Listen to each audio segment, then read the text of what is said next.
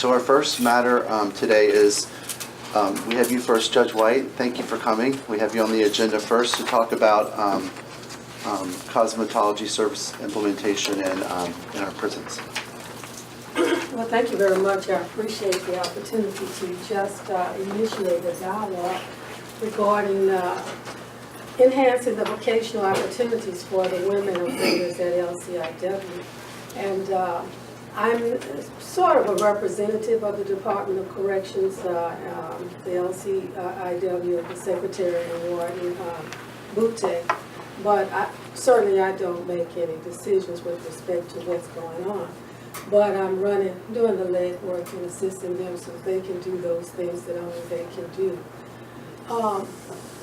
I am also the reentry court judge for East Baton Rouge Parish, which means as individuals go to prison, especially in our men's prison, there are a number of vocations.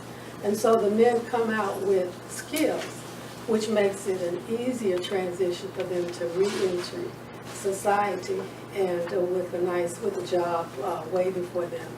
And so the challenges are many for our women. LCIW has flooded in the August 2016 flood, and all of the women were displaced. And so we're trying to assist the women with getting certifications while they are in custody. And one of the particular vocations that we're looking at is the alternative hair certification and shampoo assistance. I'm not sure if there are some, barriers to any of the women, offenders with these particular licenses, but I just wanted to initiate the interest of the Department of Corrections, and I don't know that we need your blessing going forward, but certainly we don't want any opposition necessarily if that's something that they decide to take up. And if there's any suggestions you want to give me for me to take back, or contact persons that we can chat with after this board meeting, I'd like to be empowered to have contact persons to run interference and come up with as much information as I can to share that with the fine gentlemen and ladies at the Women's Correctional Institute for Louisiana Correctional Institute for Women. And I do want to say on behalf of Justice Burnett Johnson, the Chief Justice of the Supreme Court, she thought well of this idea that she invited, why don't you stand up, this is one of our Court of Appeal judges. Good afternoon. I'm sorry about my tardiness, but Justice Johnson is very interested in Judge Trudy White's suggestion to bring this to the women, and she's asked me to work with the National Association of Women Judges. We have a prison project that's been in existence since 1991. So anytime we see something or hear about something, we are very supportive of Judge White. Yes, Thank you. She drove in this morning from New Orleans just for this presentation. So it's very important. It is nothing better than an individual to have a job and able to be self-sufficient. And so we hope that you embrace this idea and help us help them.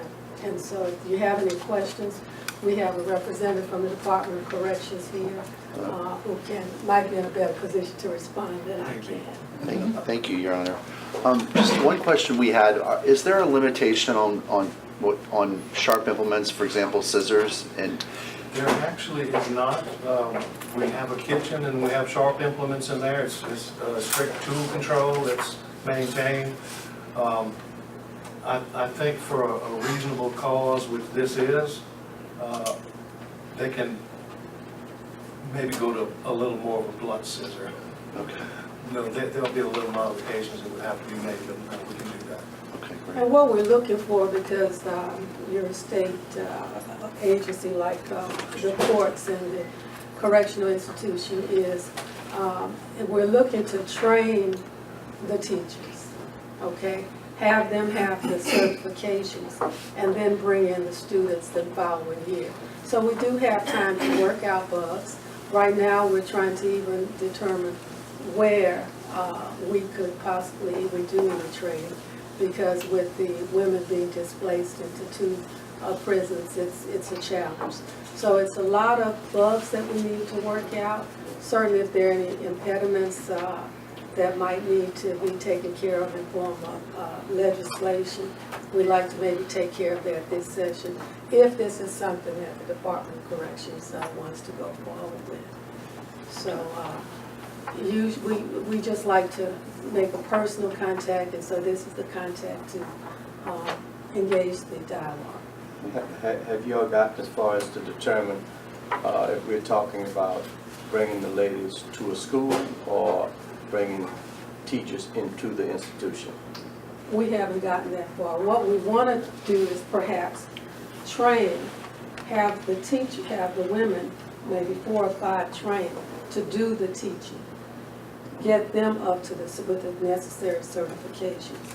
And then going forward, these are lifers, they're not getting out, or women with long, sentences, and have them going forward. So it may require, LCIW is in temporary facilities, it may be permanent facilities. I don't know, because, LCIW flooded. And so we're trying to work out all of those bugs. If you have any suggestions, which would be the easier route. I'm all for, like you said, I'm all for anyone getting a way to earn a living. Yes. I think that would do a lot to curb crime, I believe. Yes, absolutely. I was thinking, you just threw me a curve. You say they're lifers and they're going to stay in prison, right? So where does the clientele come from? We're going to train the women. Well, they can train on their own heads while incarcerated. So the women who are doing the teachers will likely, be there year after year. But the offenders who will be the recipient of the teaching, they will be getting out in 2 years or so, going back to their respective communities. So instead of hiring instructors to come in and teach in the prison, you're wanting to train the teacher instructors that are going to be residents there. Correct. That's the model that's being used in the men's prison, because obviously we don't have them. Let me just say, I appreciate Department of Corrections may not have money to pay a teacher year after year. I misunderstood you. I thought you were saying that the people in the prison, that the clientele would never leave. No, the client, well, no, the teachers will be lifers, but the women who will be getting the license. They're not lifers. They're not And then the lifers. clientele will be the people that are serving. Yeah, exactly, they will practice on other people's heads, which they're doing now, pretty The much. main thing is, the main thing is to get the ladies a viable profession for when they get out. Correct, you got it, you got it. Yes. So are you It's a great repulsed idea. by this idea? No, No, I'm not not. at all. It's a great Praise idea. God. It's a great Okay. idea. I have one more question. Yes, sir. When I read Judge Trudy White, I immediately thought of Judge Judy. And I've been wanting to ask a judge for a long time. She gets a little feisty in court. Is that legal? That's entertainment. That's to keep you watching. No, I'm soft-spoken, and just like you see me here, I'm smiling. Yeah, that's the one you have to be worried about, the soft-spoken ones. Yeah. Well, Okay. I'd like to make a recommendation that Mr. Young work directly with you, our executive director, and then Is Mr. Young? No. right Right there. behind you. Okay, Mr. Young. Okay, Yes. outstanding. Okay. And then we'll, see what kind of curriculum needs to be developed, et cetera, and what we need to do to make this happen. Okay, all right. Well, I will get his contact information. I'm excited. And will you make the report to? Absolutely. Okay. All right. Thank you very much for your time. I'm only 2 years younger than he is, so. Thank you. All right. Thank you. Thank you. Thank you. Thank you.